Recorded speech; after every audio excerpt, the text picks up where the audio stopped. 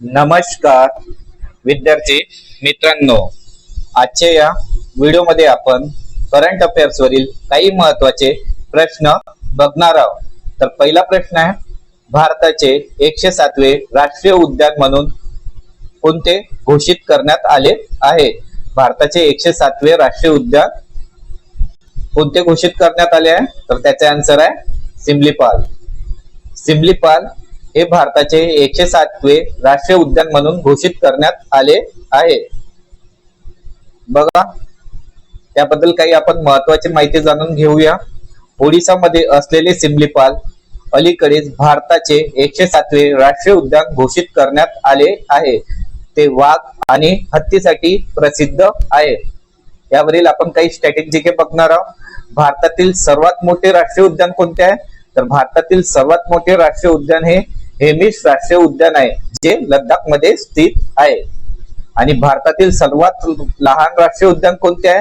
तर ते आहे अंदमान आणि निकोबार बेटांमधील साऊथ बटन आयलँड राष्ट्रीय उद्यान.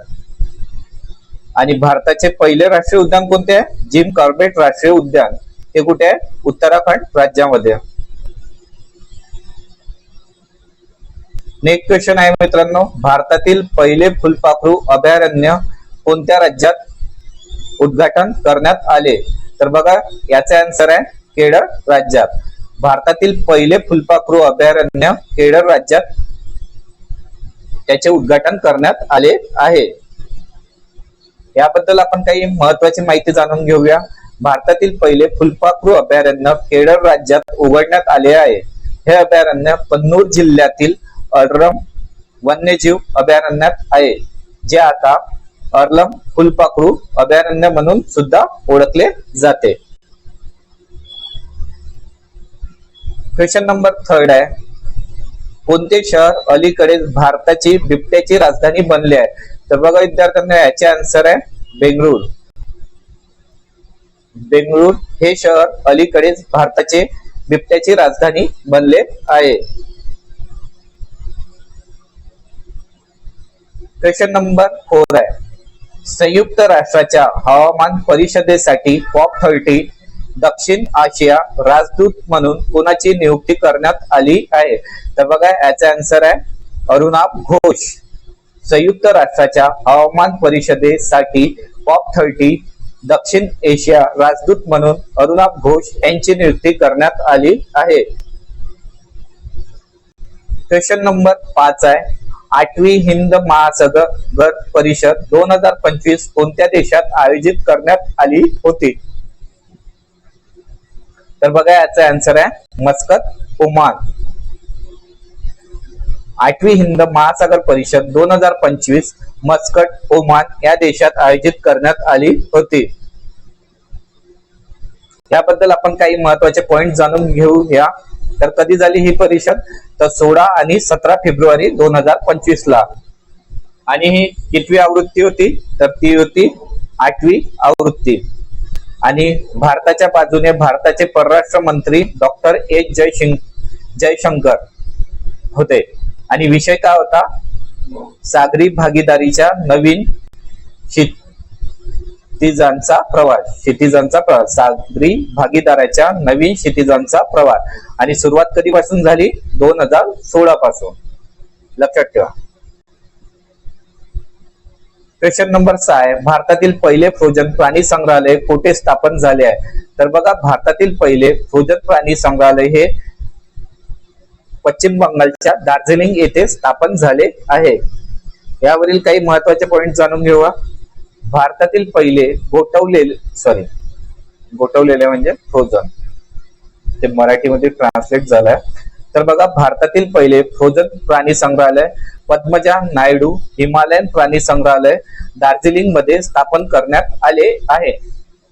फ्रोजन प्राणी संग्रहालय म्हणजे काय? तर बघा, फ्रोजन प्राणी संग्रहालय म्हणजे काय असते?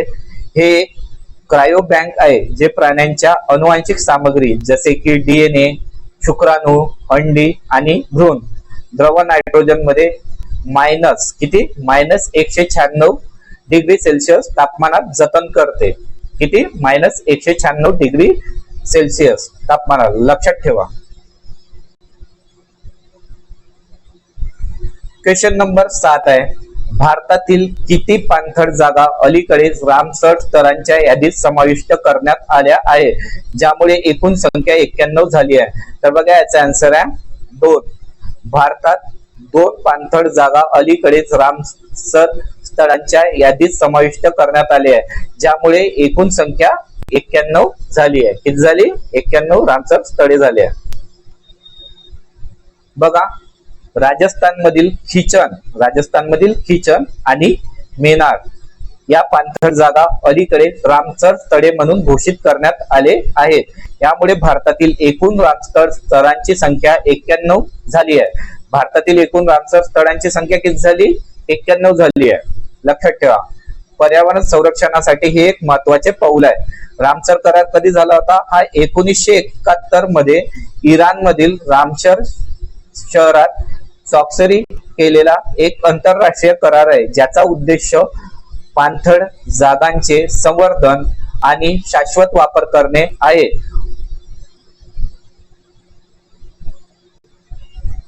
क्वेश्चन नंबर 8 आहे, COP29 परिषद कुठे आयोजित करण्यात आली होती?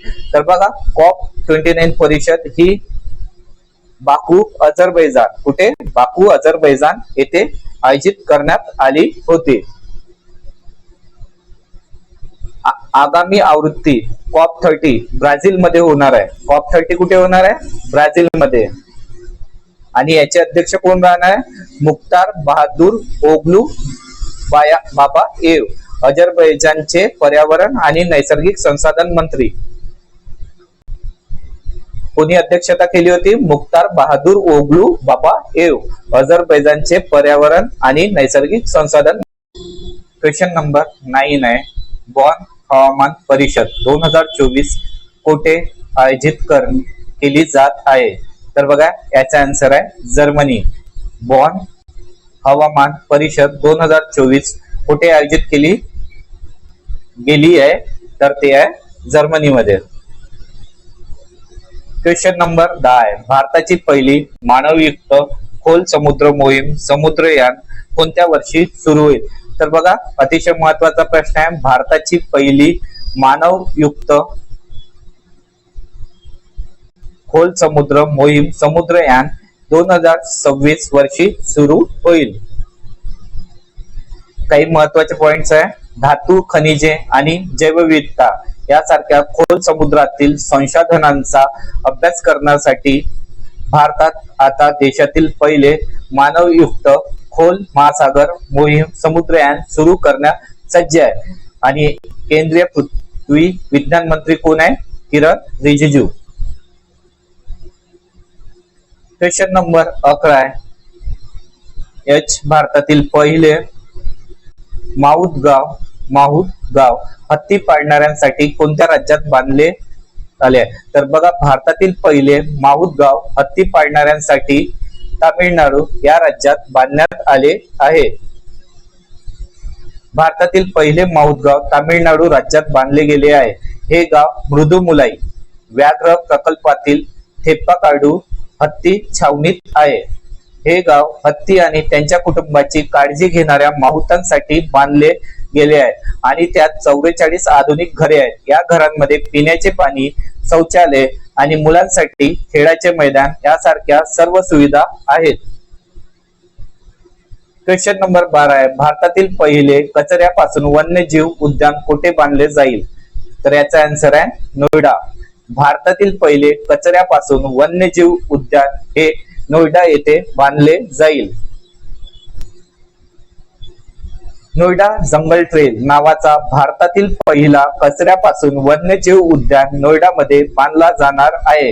हे उद्यान महामाया उडान पुलाजवळ 30 एकर जागेवर बांधले जात आहे. हे उद्यान सार्वजनिक खाजगी भागीदारी मॉडेलवर आधारित असेल. क्वेश्चन नंबर 13 आहे, पूर्णपणे अक्षय ऊर्जेवर चालणारे जगातील पहिले शहर कोणते असेल? तर याचा आन्सर आहे अमरावती. पूर्णपणे अक्षय ऊर्जेवर चालणारे जगातील पहिले शहर हे अमरावती असेल. क्वेश्चन नंबर 14 आहे, भारतातील पहिली विस्टोडम जंगल सफारी ट्रेन कोणत्या राज्याने सुरू केली आहे? तर याचा आन्सर आहे उत्तर प्रदेश. भारतातील पहिली विस्टोडम जंगल सफारी ट्रेन उत्तर प्रदेश राज्याने सुरू केली आहे?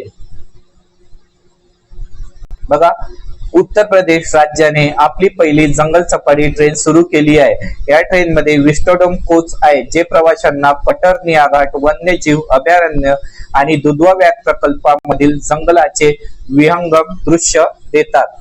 कुठे आहे?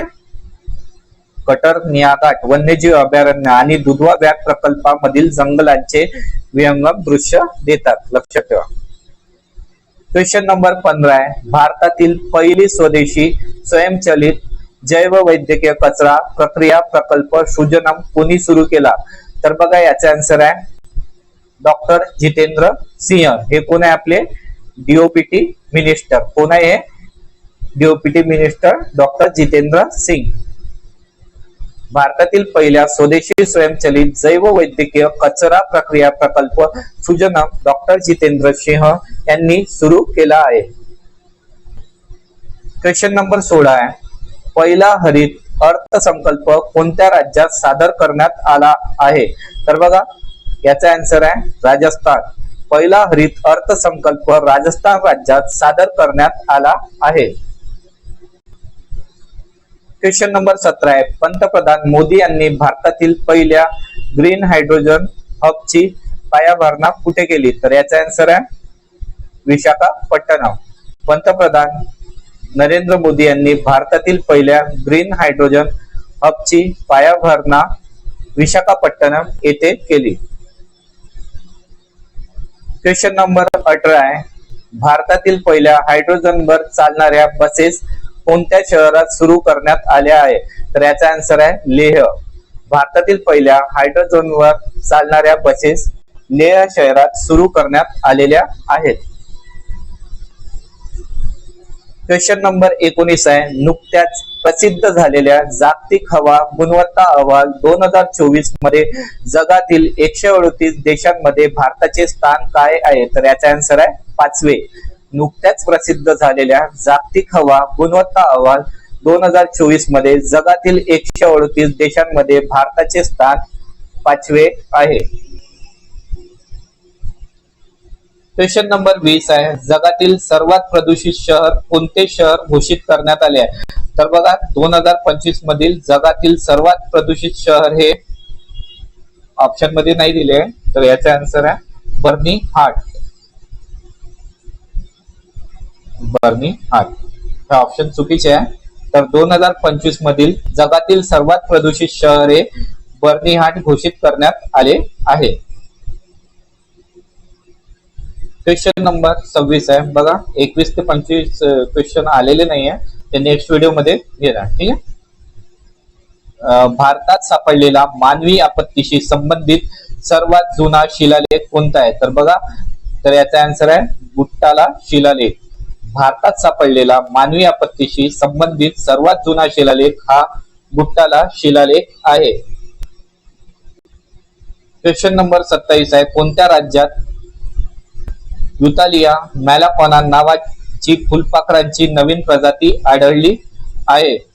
तर याचा आन्सर आहे 27 अरुणाचल प्रदेश। अरुणाचल प्रदेश राज्यात युतालिया मॅलाकॉना नावाची फुलपाखरांची नवीन प्रजाती आढळली आहे।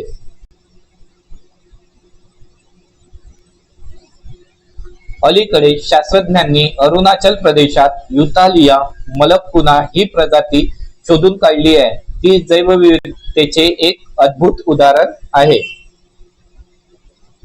नेक्स्ट क्वेश्चन आहे, हरियाणा सरकारने मिताथल आणि तिघराना यांना काय म्हणून घोषित केले आहे? तर बघा, हरियाणा सरकारने मिताथल आणि तिघराना यांना संरक्षित पुरातत्वीय स्थळ म्हणून घोषित केले आहे। काय? संरक्षित पुरातत्वीय स्थळ म्हणून घोषित केले आहे। हरियाणाच्या भिवानी जिल्ह्यातील मिताथल आणि तिघराना या दोन हडप्पा स्थळांना सरकारने संरक्षित पुरातत्वीय स्थळ घोषित केले आहे। यावरून भारताच्या सिंधू संस्कृतीची खोली दिसून येते। नेक्स्ट क्वेश्चन आहे, नाट्यशास्त्र आणि भगवद्गीता कोणत्या आंतरराष्ट्रीय नोंदवहीत समाविष्ट करण्यात आली आहे? तर बघा याचा आन्सर आहे UNESCO memory of the world नोंदणी, नाट्यशास्त्र आणि भगवद्गीता हे UNESCO memory of the world नोंदणी या नोंदवहीत समाविष्ट करण्यात आली आहे. क्वेश्चन नंबर 30 आहे, बोत्सवानाहून गांधीसागर अभयारण्यात किती बिबटे आणले जातील? तर बघा बोत्सवानाहून गांधीसागर अभयारण्यात हे 8 बिबटे आणले जातील. क्वेश्चन नंबर 31 आहे, ग्रामीण पातळीवर पुरातत्व सर्वेक्षण पूर्ण करणारे भारतातील पहिले राज्य कोणते बनले आहे? ग्रामीण पुरातत्व सर्वेक्षण पूर्ण करणारे भारतातील पहिले राज्य हे कर्नाटक बनले आहेत.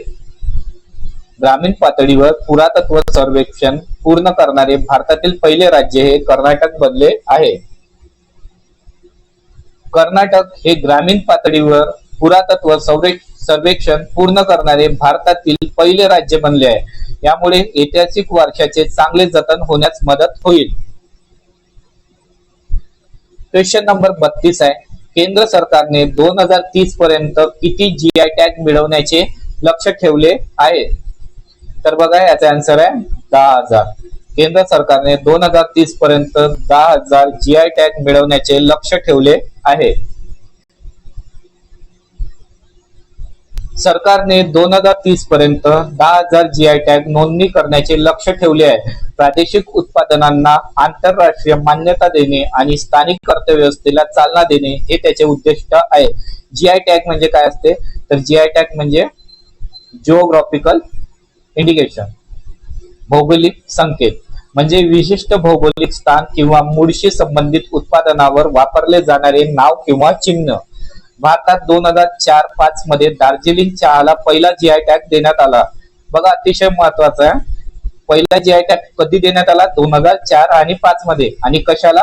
दार्जिलिंग मधील चहाला. क्वेश्चन नंबर 33 आहे, युनेस्कोने अलीकडे किती नवीन जागतिक भू उद्योगांना नियुक्त केले आहेत? तर याचा आन्सर आहे 16. युनेस्कोने अलीकडे 16 नवीन जागतिक भू उद्योगांना नियुक्त केले आहे.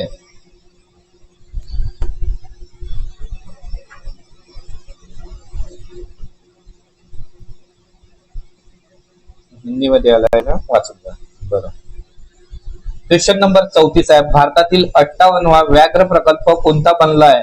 तर बघा भारतातील 58वा व्याघ्र प्रकल्प हा माधव राष्ट्रीय उद्यान बनला आहे. भारतातील 58वा व्याघ्र प्रकल्प हा माधव राष्ट्रीय उद्यान बनला आहे. अतिशय महत्वाचा प्रश्न आहे. मध्य प्रदेशातील माधव राष्ट्रीय उद्यानाला भारताचे 58वे व्याघ्र प्रकल्प घोषित करण्यात आले आहे. ते शेवपूर आणि शिवपुरी जिल्ह्यांमध्ये पसरलेले आहे. व्याघ्र प्रकल्प कधी आला? 1973चा. व्याघ्र प्रकल्प कधीचा आहे? 1973चा. लक्षात ठेवा, विचारला जातो. उद्दिष्ट काय आहे? वाघांची संख्या वाढवणे आणि त्यांच्या अधिवासाचे संरक्षण करणे.